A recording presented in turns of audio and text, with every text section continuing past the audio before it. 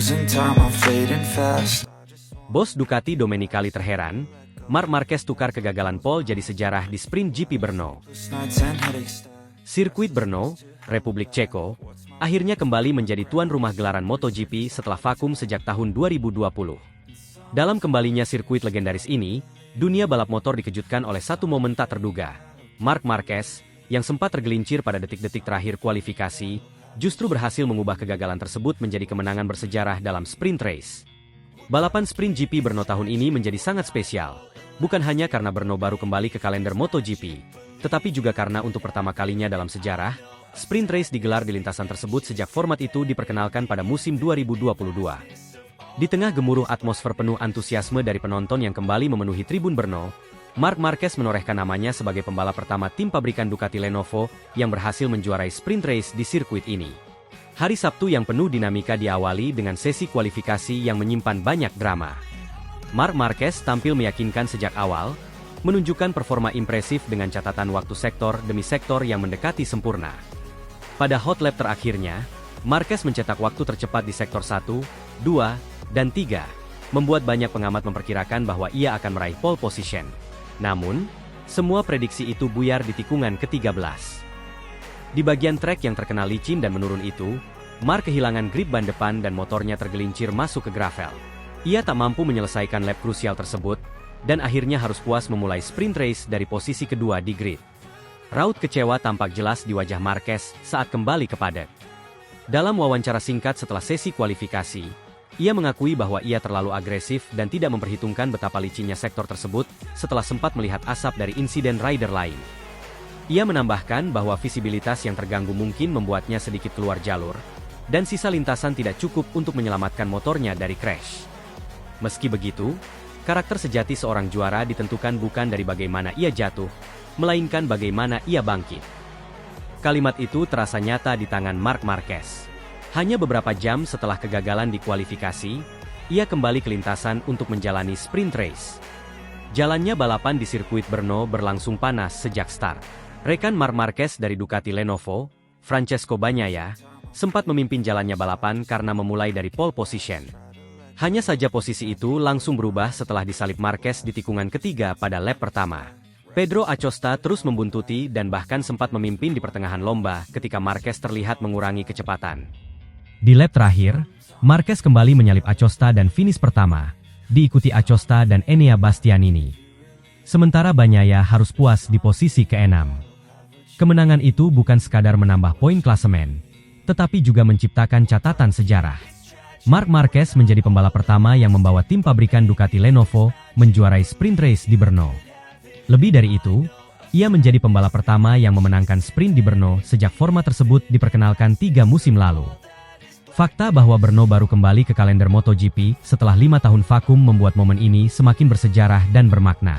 Para pendukung Ducati bersorak, dan seluruh tim Ducati Lenovo terlihat emosional di garasi setelah bendera kotak-kotak dikibarkan. Reaksi penuh kekaguman datang dari bos besar Ducati, Claudio Domenicali. Dalam wawancara pasca balapan, ia tidak bisa menyembunyikan keterkejutannya atas performa Marquez. Ia menyebut bahwa Marc telah melakukan sesuatu yang luar biasa.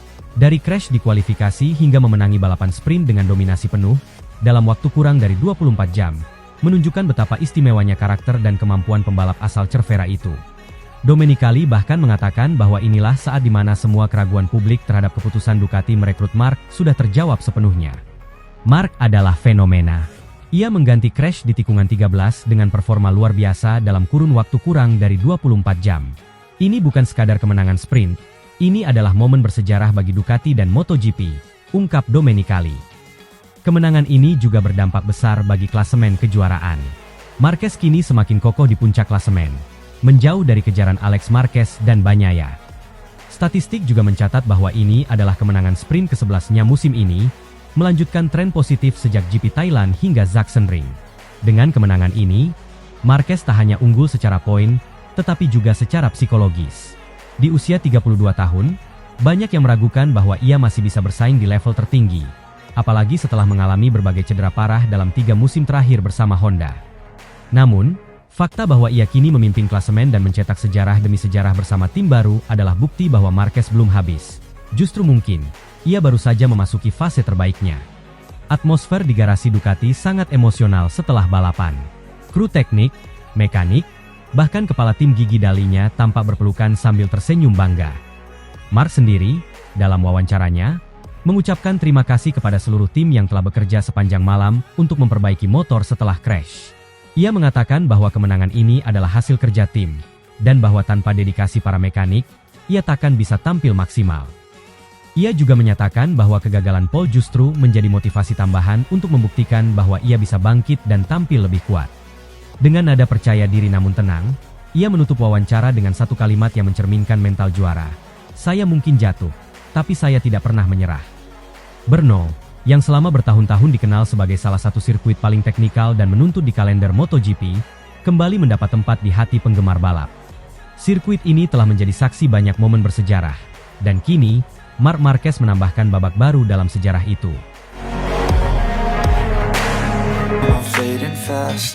Marc Marquez sapu bersih podium tertinggi di Sachsenring, kembali cetak hat-trick win. Bagnaia dikabarkan akan dipertimbangkan lagi kontraknya.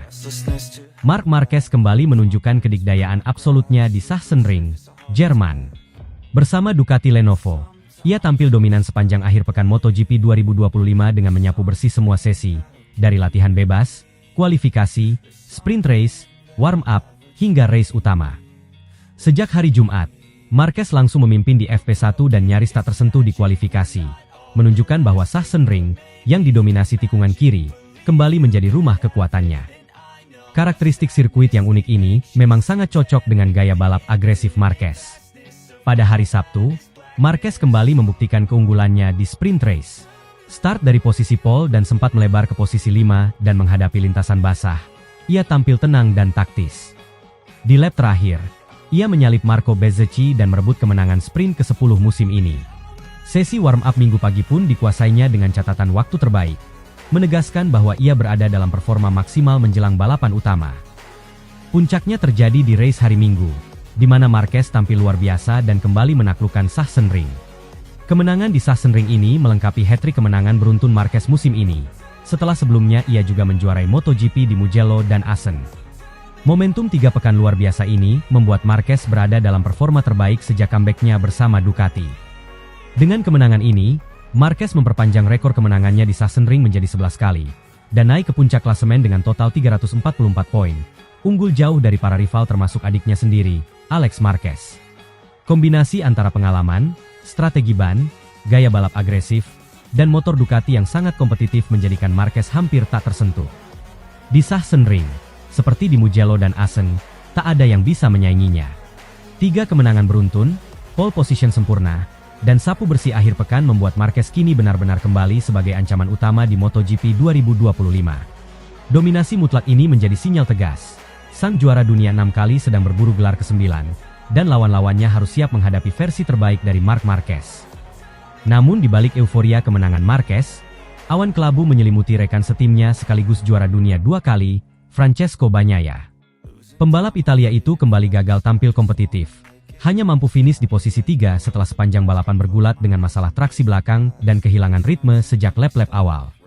Ini adalah kesekian kalinya Bagnaia hanya naik podium 3, sebuah penurunan performa yang sangat mencolok dibandingkan dominasi yang pernah ia tunjukkan musim-musim sebelumnya. Bahkan sejak sesi latihan bebas hingga kualifikasi, Pecco tampak kebingungan. Motor terlihat tidak stabil saat melewati sektor cepat, dan ia tampak kesulitan untuk mempertahankan kecepatan masuk tikungan yang biasanya menjadi kekuatannya. Dalam sesi wawancara pasca balapan, Pecco mengakui bahwa ia kehilangan feeling terhadap motornya dan belum menemukan solusi teknis yang tepat meski tim telah mencoba berbagai pendekatan setup. Ketidakmampuan Bagnaia bersaing di level teratas tak hanya mengundang tanya dari penggemar, tetapi juga menyalakan alarm di internal Ducati. Media Jerman terkemuka, dalam laporan eksklusifnya menyebut bahwa sumber mereka yang merupakan salah satu anggota kru teknis di padek Ducati, memberikan informasi sensitif bahwa telah terjadi pembicaraan internal mengenai evaluasi performa Bagnaia secara menyeluruh. Dalam artikel bertajuk, Krisis Identitas Pecco Bagnaia, media tersebut menulis bahwa sumber anonim itu mengonfirmasi adanya ketegangan di dalam tim, khususnya setelah 2 seri terakhir di mana Marquez terus menanjak, sementara Bagnaia justru terpuruk. Ada perasaan tak seimbang di dalam garasi. Marc datang dengan energi baru, data balapnya selalu memberikan arah jelas. Pecco justru kebalikannya. Tim kesulitan membaca arah yang dia inginkan, dan itu menjadi beban besar, ungkap sumber tersebut kepada jurnalis. Lebih jauh, media tersebut bahkan mengungkapkan bahwa jika performa Bagnaia tidak membaik dalam 2 atau 3 seri mendatang, manajemen Ducati akan mempertimbangkan untuk meninjau kembali kontraknya yang saat ini masih berlaku hingga akhir musim 2026. Kabar ini tentu saja menjadi pukulan berat, bukan hanya bagi Bagnaia sendiri, tetapi juga bagi publik Italia yang melihatnya sebagai simbol kejayaan Ducati era modern. Pecco telah membawa Ducati meraih 2 gelar dunia berturut-turut dan menjadi figur utama dalam proyek jangka panjang Bologna. Namun di MotoGP, tak ada ruang untuk stagnasi. Pabrikan sekelas Ducati yang saat ini menjadi tim terdepan dengan motor terbaik dan dukungan finansial serta teknis dari sponsor besar seperti Lenovo dan Shell, tentu tak bisa mentoleransi keterpurukan pembalap utama terlalu lama. Ketika Marquez membuktikan dirinya mampu langsung kompetitif bahkan menang dalam waktu singkat, tekanan pada Bagnaia meningkat secara eksponensial. Sumber internal juga menyebut bahwa Ducati sempat berharap akan terjadi sinergi antara 2 pembalap top mereka. Namun kenyataannya justru menciptakan semacam kompetisi internal yang belum tentu sehat bagi kestabilan tim. Beberapa engineer dikabarkan lebih tertarik bekerja pada sisi garasi Marquez, mengingat data yang dihasilkan lebih konsisten dan mudah dianalisis. Di sisi lain, kru Bagnaia merasa dalam tekanan terus-menerus untuk mencari solusi dari motor yang seharusnya mereka sudah kuasai selama 3 musim penuh. Kami butuh keajaiban, kata salah satu mekanik Ducati kepada wartawan, dengan nada suara yang mencerminkan kelelahan. Dampak dari ketidakseimbangan ini, bahkan bisa merusak arah proyek jangka panjang Ducati, yang selama ini dikenal sebagai proyek teknis paling ambisius di MotoGP modern. Kini, publik menantikan bagaimana reaksi Ducati dalam menyikapi situasi genting ini. Dengan kehadiran Marquez yang langsung membungkam semua keraguan dan menjelma menjadi pemimpin alami di lintasan, Ducati seolah dihadapkan pada keputusan sulit. Mempertahankan loyalitas terhadap Bagnaia sebagai simbol proyek, atau mulai menyiapkan rencana suksesi lebih awal demi menjaga supremasi kompetitif mereka. Beberapa nama bahkan mulai disebut-sebut di bursa pembalap jika Ducati memutuskan untuk menggoyang line-up mereka, termasuk adik Marquez, Alex Marquez, yang tampil impresif di Gresini, serta Jorge Martin yang meski telah menandatangani kontrak dengan Aprilia untuk 2026, masih menyimpan ambisi besar untuk kembali ke motor pabrikan Ducati. Sementara itu, Marquez tetap merendah dalam komentarnya. Saya hanya mencoba melakukan pekerjaan saya dengan baik. Ini bukan tentang siapa yang lebih baik, tapi bagaimana kami bisa membawa Ducati tetap di puncak, ujarnya saat ditanya tentang dinamika internal tim. Namun bahasa tubuhnya dan sikap percaya dirinya yang meningkat menunjukkan bahwa ia kini benar-benar merasa nyaman sebagai pemimpin proyek Ducati. Jika tren ini berlanjut, bukan tidak mungkin Ducati akan menggeser seluruh strategi jangka panjangnya ke orbit Marquez, sebuah skenario yang mungkin tidak terpikirkan oleh siapapun 1 tahun lalu.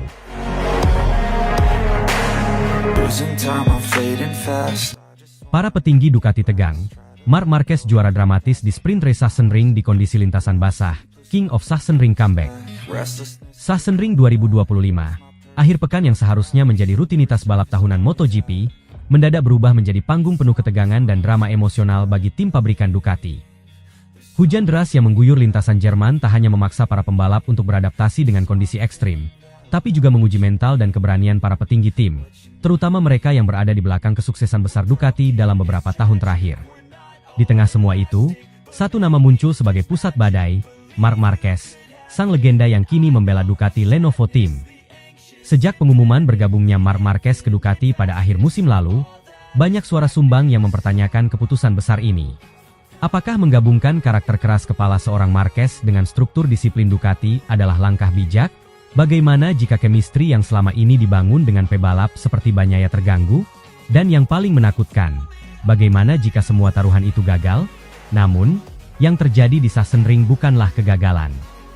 Justru sebaliknya, itu adalah pembuktian besar yang datang bersama tekanan yang luar biasa. Sejak sesi latihan bebas hingga sesi kualifikasi, cuaca di Sachsenring menunjukkan wataknya yang tak terduga. Hujan deras membuat kondisi lintasan tak menentu, dan itu artinya keputusan strategis tim akan menjadi penentu utama, bukan sekadar kecepatan motor. Petinggi Ducati, termasuk General Manager Gigi Dalinya dan manajer tim Davide Tardozzi, disebut berada dalam tekanan mental sepanjang akhir pekan. Memiliki pembalap seperti Marquez di satu sisi adalah berkah, namun di sisi lain, keberaniannya kadang terlalu dekat dengan bahaya. Di lintasan basah, mereka tahu bahwa Marquez akan menyerang. Itu identitasnya. Ia tidak menunggu, ia tidak bertahan, ia menyerbu. Dan dalam kondisi hujan, Satu kesalahan kecil bisa mengakhiri balapan, atau lebih buruk lagi. Bahkan sebelum sprint race dimulai, suasana di garasi Ducati sudah menggambarkan ketegangan luar biasa. Monitor dipelototi dengan cemas, kepala-kepala tertunduk dalam diskusi intens. Dan tidak sedikit suara di paddock yang menyatakan bahwa jika Marquez memaksakan gaya balap agresifnya di kondisi seperti ini, maka hasilnya bisa sangat ekstrim, entah kemenangan luar biasa atau bencana total. Namun yang terjadi justru di luar ekspektasi terliar sekalipun. Dalam tekanan, Marquez menjelma menjadi versi terbaik dari dirinya.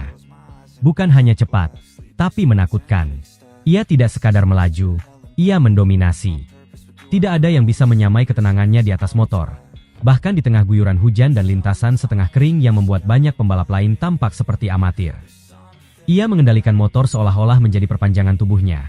Dan itulah yang membuat seluruh kubu Ducati, yang sebelumnya diliputi kecemasan, akhirnya harus mengakui. Inilah alasan mereka memboyong Marquez. Ketegangan yang menguasai para petinggi Ducati bukanlah tanpa alasan. Sebab mereka tahu betul sejarah Sachsenring dalam hidup Marquez. Sirkuit ini adalah milik Marquez, dalam arti harfiah dan emosional. Ia telah memenangkan begitu banyak balapan di sini, mencatat rekor luar biasa selama lebih dari 1 dekade. Di masa kejayaannya bersama Honda, Sachsenring adalah benteng tak tergoyahkan miliknya. Namun, itu semua terjadi sebelum cedera besar, sebelum kehilangan kepercayaan diri, sebelum ia harus membangun kembali segalanya dari nol.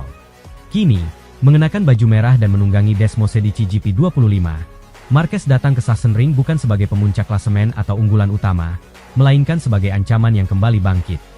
Dan kebangkitannya bukan sekadar kabar baik bagi fans MotoGP, melainkan juga mimpi buruk bagi pesaing. Sebab jika Marc Marquez kembali menemukan dirinya, terutama di Sachsenring, maka semua kalkulasi juara dunia akan berubah total.